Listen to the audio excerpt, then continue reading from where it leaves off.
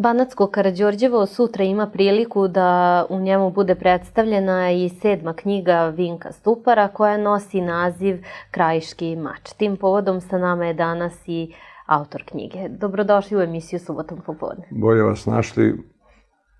Dobar dan za vaše gledaoce. Pomaže Bog. I drago mi je da se nalazim ponovo ovde u vašoj kući i u ovoj vašoj emisiji. Zadovoljstvo je naše.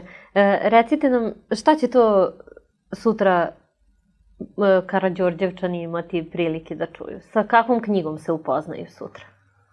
Pa ja sam ove godine na sajmu knjiga, u stvari prošle godine na sajmu knjiga, promovisao svoju 7. knjigu sa malo misterioznim naslovom Krajiški mač.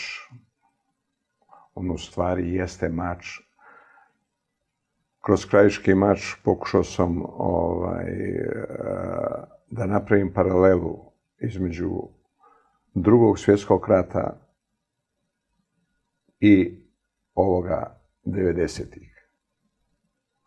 I tu sam našao neke paralele. Sve ono što se dešavalo 1941. u Krajinama, dešavalo se i 1991. Samo što smo 1941. tu bitku dobili i opstali na svojim ognjištima, a 1991. smo izgubili sve bitke koje smo vodili, a što je najgore, nestali smo sa tih prostora. Kad kažem nestali, knjiga objašnjava kako smo nestali, koji su razlozi našeg nestanka sa naših prostora. Pošto sam ja od onih ljudi vaspitan da vodim računa o sebi, a ne o drugima, o svojim djelima, a ne o drugim ljudima, ne bavim se drugim ljudima. Ja sam kroz ovu knjigu pokušao da to dokumentovano, znači Drugi svjetski rat na tim prostorima tog ustanka, kako su ga ovi revolucionari nazvali, to je bio odbrambeni rat od dželata koji nas je, znači, 1995. protjerao sa tih prostora, ali on to ne bi mogao da ostvari da nije među nama imao svoje asistente koji su to tehnički odradili i onda su se uselili i onako obezglavljenu Srbiju. Kad kažemo obezglavljenu, misleći na njeno rukovodstvo koje nije vodilo računa o matici, o Srbiji, nego je balansiralo cijeli tog rata 90-ih između Jugoslavije i Srpstva i Srbije. A znate kako, kao u životu. Ne možete na 2 stolice sjediti, ostaćete bez jedne i tako se nama desilo da danas mi ne znamo svoje granice i danas imamo sve te nerješene probleme koji su nastali 90-ih. Upravo ova knjiga je napravila, znači, tu paralelu od autentičnih učesnika iz Drugog svjetskog rata, koji su to objavili u Americi. To je bila najzabranjenija tema u Jugoslaviji, koju je pisao preživjeli učesnik Drugog svjetskog rata, Božidar Sokolović, o junaku sa Oštrelja, sa te Visoravni, ili Desnici, koji je kao vođa tog ustanka protiv nezavisne države Hrvatske i kvaternikovih tih straža. Oni su u moj Bosanski Petrovac, odakle ja dolazim, doveli najelitnije hrvatske jedinice 1941. godine 18.000 vojnika. Upravo da ovladaju tom Bosanskom krajinom, jer to je za Hrvatsku bilo strateški najbitnije, da ovladaju, zato su doveli tolike snage, I ovi naši vitezovi, mladići, organizovali se, razbili to i tako su razbili nezavisnu državu Hrvatsku na neki način. Oni su bili prekretnica možda i za Sovjetski savez i Rusiju, za napad na Rusiju. Čak im je Hitler, Pavelić, oduzeo tu, pošto je to bilo po njihovom jurisdikcijom njihove države, on im je to oteo, naredio da to predaju pod upravu Talijanima. Onog momenta kad Talijani uspostavljaju tu krajinu, kao što smo i mi uspostavili, misleći na Kninsku i Bosansku krajinu, uspostavili svoju vlast, srpsku vlast, onda oni koji su došli po nečijem zadatku, ti neki politički komesari, kako ih ja opisujem, španski borci, uglavnom sve to španski borci, na taj prostor dolazi general Kostanać sa šifrom ruskog ubijenog komuniste, jer drugačije se ne bi mogao ubaciti. Naš narod je uvijek bio slab na Ruse, kao i danas i tako. I on dolazi tu među te ustanike da ih obezglavi. Da obezglavi te ustanike i da poubija vođe. Tako, nažalost, kažem, eto, on to uspjeva uz pomoć tih nekih partijskih ćelija koje su bile na terenu, znači, koje uopšte nisu, njihovi ljudi nisu učestvovali u tom prvom sukobu i u toj glavnoj bici. Oni tek 42. godine polako preuzimaju to, ubijaju vođe, ubijaju Iliju Desnicu, čovjeka, junaka, što kaže pjesma, on je braćo junak sa Uštrelja, njega žali Srbadija cijela. Njega narod opjeva, koga narod opjeva u pjesmama, taj, vjerujte, vredi. Ne možemo mi lažne vrijednosti naturati nekome, narod to trpi, šuti, zato što se boji svakog cara, svake vlasti. Ali kad ta vlast koja to forsira, ode, oni opjevaju svoje junake, svoje bisere, iznesu na svjetlost dana i to je tako, eto, kažem, ja sam napravio tu paralelu istih onih ljudi. Znači, da se stvar ponovila, evo, tu ima jedna fotografija ispod koje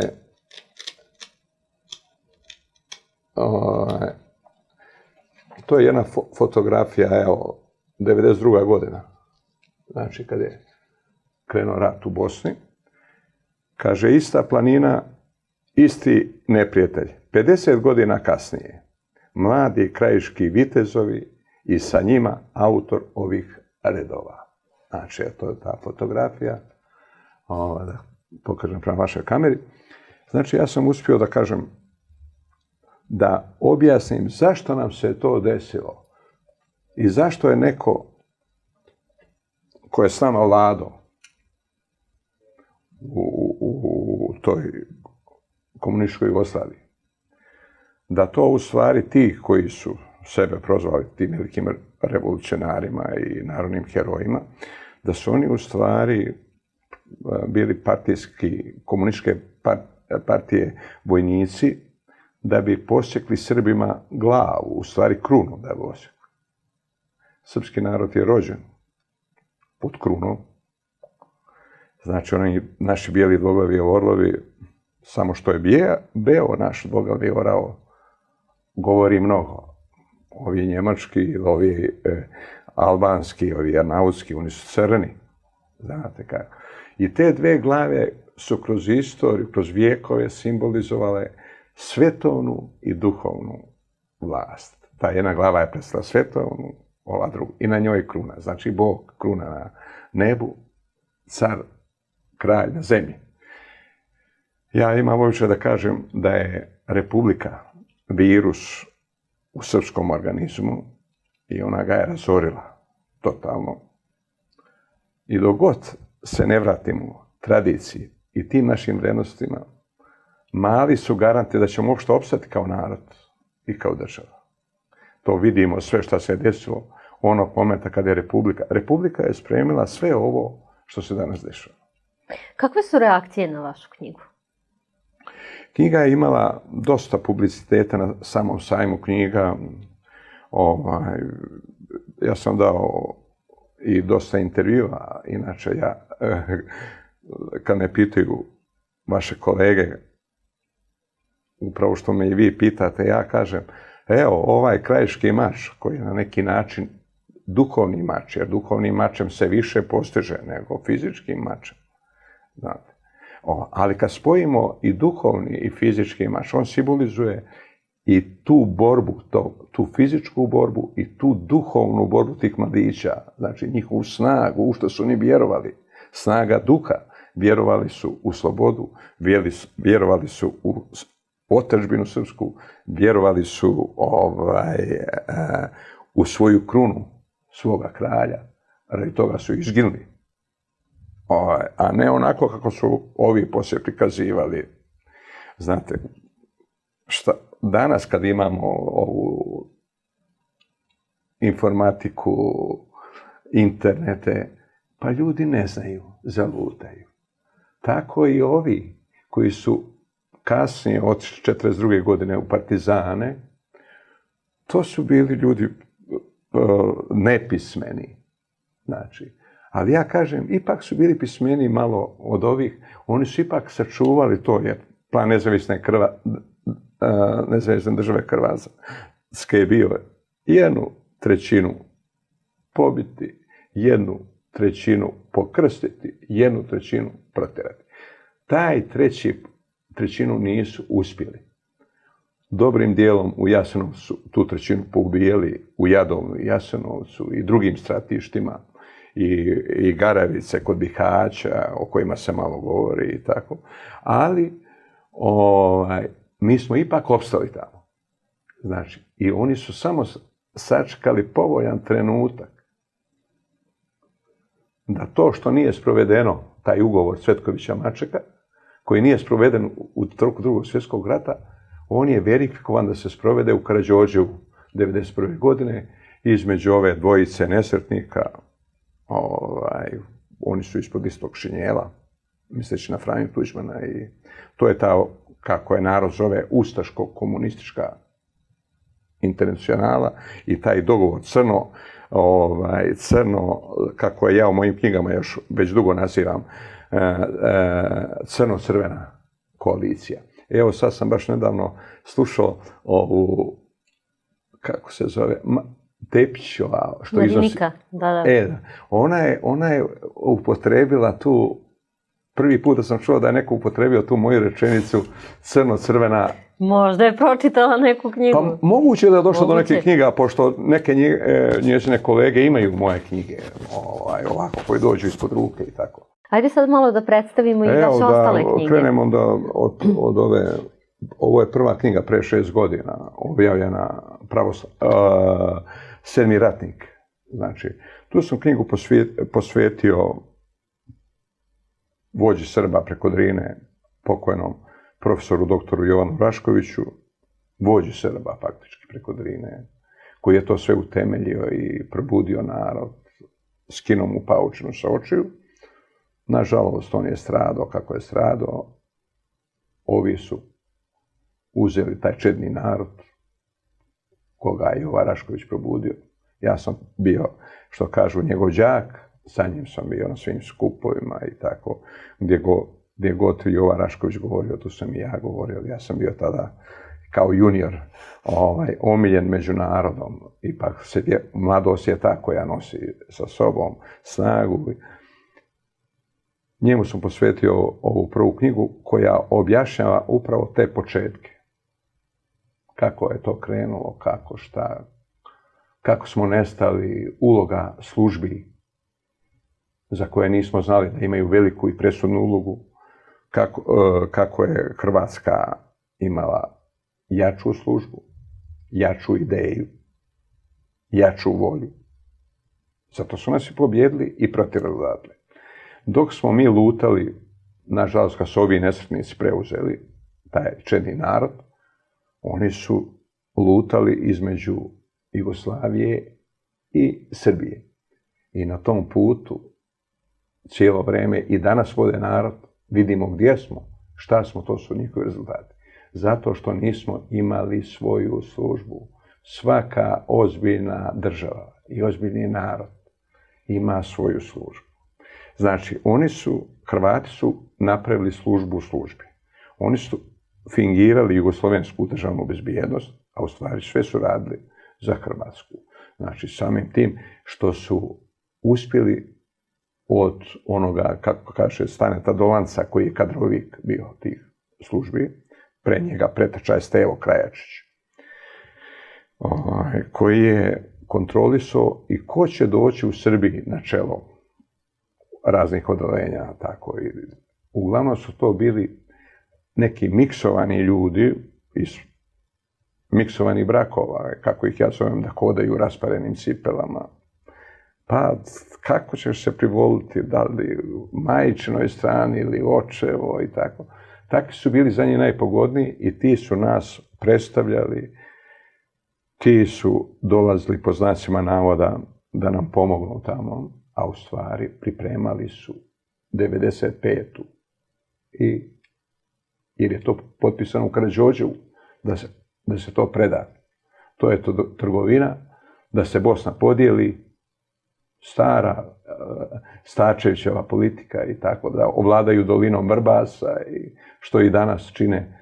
Eto, tu ih je spriječio američka administracija u to vrijeme, Richard Holbrooke, inače bi otišlo i Banja Luka i sve bi to otišlo, jer je tako bilo dogovoreno. I mi danas imamo, ovi koji nas predstavljaju politički, da li ne znaju, ja to ne znam, ili rade za nekoga da taj plan finalizuju, da ga završe, da ugase Republiku Srpsku, a sad smo svjedoci, nedavno je bilo da je potpisan taj plan za NATO. Ja sam imao priliku da vidim taj ugovor koji je otišao u NATO. Znači, u tom ugovoru nema Republike Srpske. Ima federacija i Brčko distrikt. To znači da NATO sutra može da kaže, da uđe, da ovi iz centralne vlade kažu da se gasi parlament, vlada. Ako neće, oni imaju mišiće, imaju NATO. Oni uđu i to završe i zaokruže Bosnu bez Republike Srpske. Tako, nažalost, o tome, da li nema hrabrosti, ima ljudi koji to znaju, ali nemaju ni hrabrosti. Ovi koji imaju hrabrosti nemaju dovoljno informacija. Nemaju dovoljno informacija šta znači ta duboka politika. Mi nemamo tih dubokih političara koji su duboko vide ispod zemlje šta ide kako. I kao što svaka rijeka ima svoj izvor, svaki političar ima svoj neki izvor. Odakle je došao, koga je kadrovirao, koga je iznjedrio. To su uglavnom interesne grupe. Danas je taj materijalno je prevladalo i onda je lako regrutovati od tih, slobodno mogu reći, nemoralnih ljudi, amoralnih ljudi. Jer neko kad kaže amoralan, znači da nikad nije posjedovao moral. Ovi koji su, eto kaže, bili moralni pa izgubili taj moral, oni se mogu i vratiti, ali ovi nikada. Znači, oni od takvih amoralnih su napravili svoje predsjednike mjesnih zajednica, svoje predsjednike opština, sve su postavili svoju strukturu, mrežu tu paukovu, od portira do čistačice, sve oni to, i svako ima određeni zadatak. I mi smo kao narod dovedeni da smo živjeli u Titovoj Jugoslaviji u strahu. Neki kažu blagostanje. Pa kakvo je blagostanje ako ja nemam slobodnu misao, slobodnu riječ, slobodnu pjesmu? Kakvo je to blagostanje? A mi smo upravo živjeli, jer su nas ti kožni mantili, kako ih ja zovem, kontrolisali. Oni su to sve prenijeli da bi očuvali taj sistem, da bi očuvali svoje privilegije. Oni to rade do današnjeg dana. Tako da nema ni, kad zakopate svakog političara, zakopate, vidite ko su mu roditelji, ko su mu džedovi. Vi ne možete naći domaćina srpskog koji je orao svoju njivu, gajio svoje koze, školovao svog sina, nije zavisio ni od komiteta, ni od partije. Takvi su nestali, iškolovani, moralni ljudi, pobjegli iz otadžbine jer su vidjeli čim taj problem koji imaju, vidjeli su da je nerješiv problem, mada je on rješiv. Samo treba ljude organizovati i treba hrabrosti. Za sve je potrebna hrabrost. Bez hrabrosti ne možete ni ulicu preći, vjerujte. Ja vam se zahvaljujem na današnjem gostovanju. Evo samo za kraj, znači da kažemo gde i od koliko sati sutra promocija. Koristim ovu priliku da sve zainteresovane koji budu gledali ovu vašu emisiju pozovem u Banatsko Karađorđevo, meni omiljeno selo, baš radi svog naziva i radi tih ljudi koji tamo žive, to su solunski dobrovoljci. To nisu ovi 8. ofanziva, znate, krajišnici, nego oni krajišnici, što ja kažem, kraljevi dobrovoljci. Trebalo napustiti Ameriku, Kanadu i komfor napustiti i doći da se boriš za otadžbinu. To je ta sveta dužnost i zato volim to selo. U njemu zato i pravim promociju. U 12 sati u centru sela ima kafe klub, ogroman kafe klub, Vučica, jedan predivan ambijent, onako rustika, ja volim rustiku i te patine stare i tako. Pa eto, koristim priliku da pozovem sve zainteresovane koji su u prilici da mogu doći u Banatsko Karađorđevo, da se družimo, bit će tu poslije i potpisivanje knjiga i dolaze neki govornici, moji prijatelji iz Beograda. Tako, eto, kažem, koristim priliku da ih pozovem i za kraj jedna pjesma iz moje zbirke pjesama. Dobro. Krajiški psalmi. Vidite, Bogorodica plače za krajinom, Bogorodica. Simbolika život znači. Pjesma je posvećena Bogorodici Trojeručici. Damaskinu ruku iscelila, mene na put srpski otpremila. Trećom rukom mene ti mazila, puteve si moje osvijetlila. Dok celivam tvoju treću ruku, iznosim ti svoju tešku muku. Svoju muku i svoje stradanje predadoh ti na vječno čuvanje. Prestolnice svete gore, izvidaj mi rane bolne. Rane koje još krvare zbog krajine mi prodane. Treću ruku joj celivam, Damaskina ja dozivam. Spasite iz zemlje svete, na Kosovu razapete. Da i papa ne pohodi, nevjernike sobom vodi. Ti što spasi ruku Damaskina, spasi hrabrog, vjernog srpskog sina. Daj mu vojsku svetosavsku da porazi hordu papsku. S ovim ćemo i završiti. Hvala vam lepo i na divnim stihovima. Hvala vam na gostovanju. Eto, ja se vama još jednom puno zahvaljujem. Pa da će Bog da bude više i emisija i priča onih koje nisu baš nijednom caru po volji. Hvala vam još jednom. Hvala i vama.